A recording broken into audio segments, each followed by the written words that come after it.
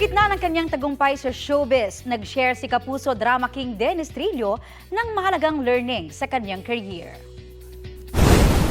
Importante rin yung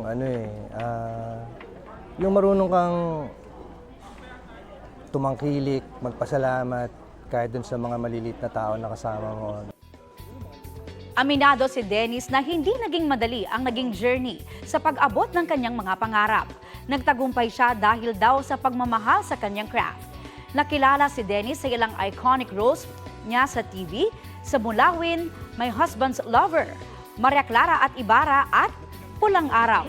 Sa pelikula naman, tumatak sa publiko ang pagganap niya bilang Domingo Zamora sa Metro Manila Film Festival 2024 Best Picture na Green Bones.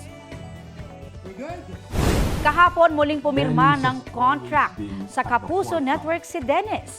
Present sa contract signing sina GMA President and CEO Gilberto R. Duavit Jr., Executive Vice President at Chief Financial Officer Felipe S. Yalo, at OIC for Entertainment Group at Vice President for Drama Gerald Cheng C.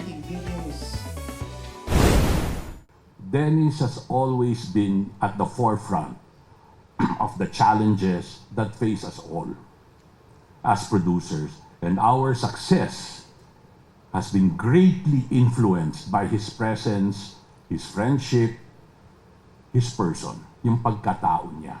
Dennis is one of the finest actors the Philippines has produced. He has portrayed so much role. A true star is not defined only by trophies or box office movies or high-rating teleseries. It is also defined by the relationships that you've built along the way. Nakakatuwa na alam mo yun, lahat nung paghihirap na yun, lahat nung dedication na yun, nagbunga na hanggang ngayon.